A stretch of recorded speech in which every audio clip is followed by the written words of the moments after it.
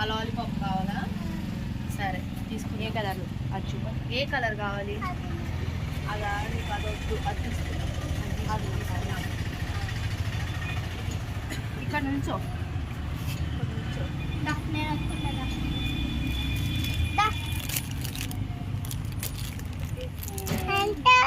నీకు ఓకే.